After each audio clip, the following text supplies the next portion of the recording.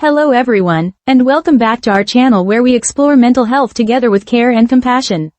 Today, let's explore together how to approach those moments when we feel completely powerless and unable to change our circumstances.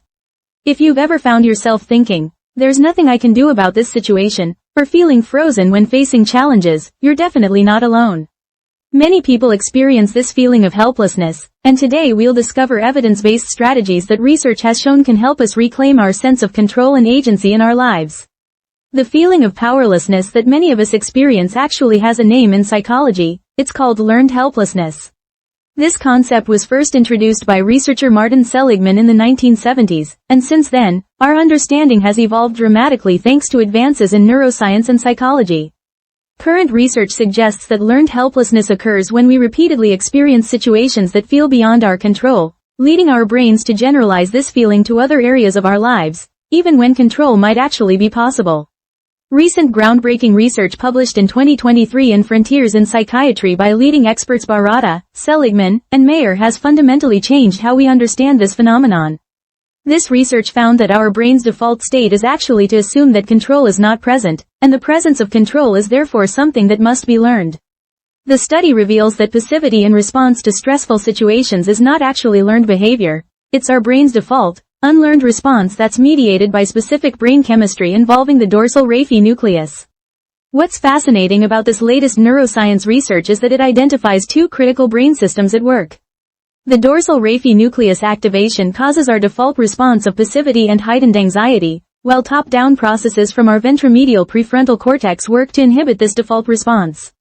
Think of it like this: our ventromedial prefrontal cortex acts like a detective that looks for signs of control and automatically tells the dorsal raphe nucleus to calm down when it finds evidence that we do have some influence over our situation. Scientific studies have shown that cognitive behavioral therapy, or CBT, is particularly effective for addressing learned helplessness. Research published in 2024 in the Journal of Pharmacy and Bioallied Sciences confirmed that CBT helps reduce depression issues associated with learned helplessness by decreasing these effects and helping people realign distorted thought patterns. Large-scale meta-analyses indicate that CBT addresses multiple areas including emotions, life activities, and thinking skills, with statistically significant improvement rates of 60 to 80% in controlled trials.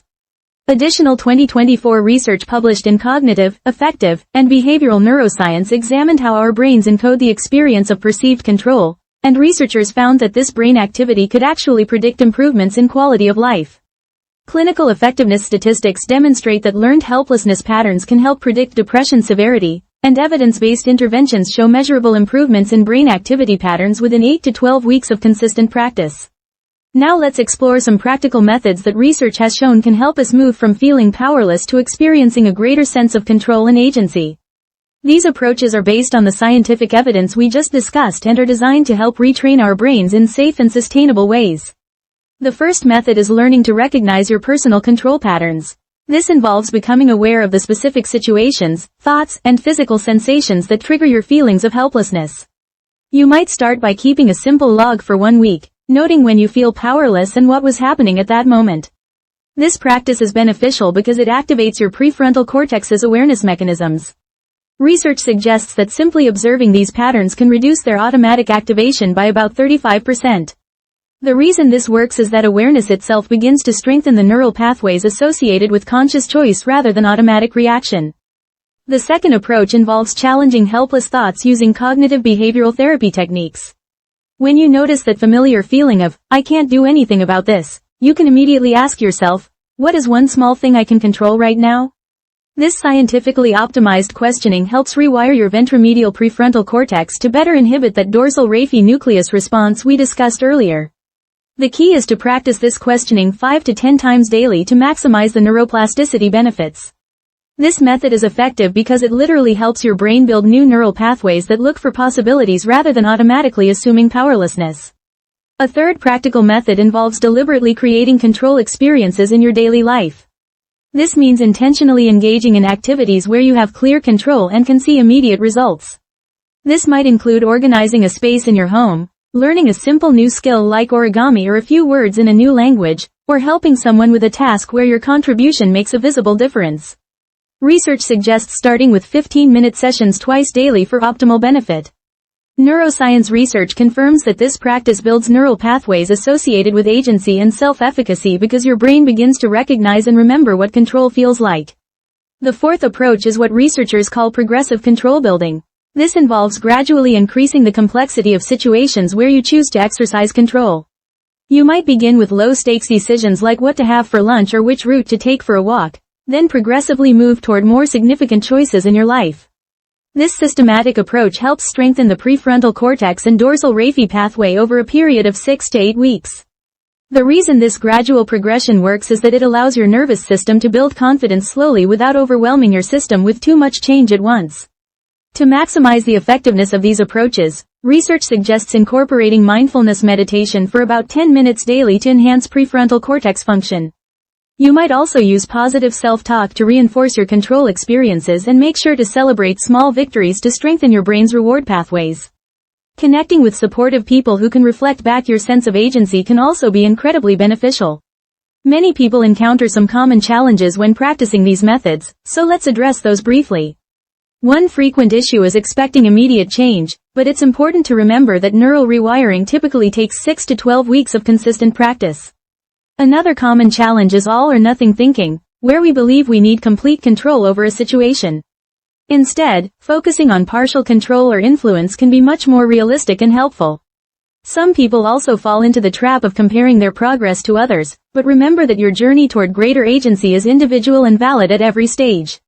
If you'd like to start implementing these ideas today, here's a simple first step you can take. Choose one area of your life where you currently feel stuck or powerless. This might be a relationship dynamic, a work situation, or even something as simple as your morning routine.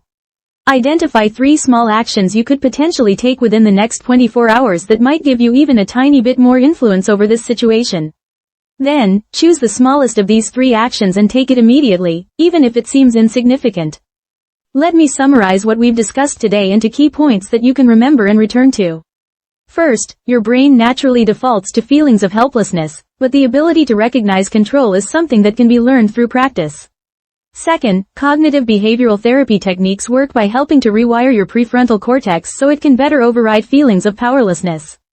Third, creating small daily experiences where you exercise control helps build neural confidence pathways in your brain. Fourth, simply recognizing and questioning your helpless thoughts can break the automatic patterns that keep you feeling stuck. Fifth, progressively building up your comfort with exercising control in increasingly complex situations strengthens your sense of agency over time. And sixth, mindfulness practices enhance your brain's natural ability to detect opportunities for control and influence. These evidence-based approaches offer hope because they're grounded in our growing understanding of how the brain works and how it can change. The research is clear that learned helplessness is not a permanent state, and with consistent practice of these scientifically supported techniques, it's possible to develop a greater sense of agency and control in your life. Remember that change takes time and patience with yourself, but each small step you take toward recognizing and exercising your personal power matters. Your transformation can begin with the very next decision you make to take action, no matter how small that action might seem. Every moment offers a new opportunity to choose awareness over automaticity, and to gradually build the neural pathways that support your sense of personal agency and control. If today's discussion provided any support or new insights for you, please hit the like button to let us know. If you'd like to continue learning about mental health and evidence-based approaches to well-being together, please consider subscribing to our channel.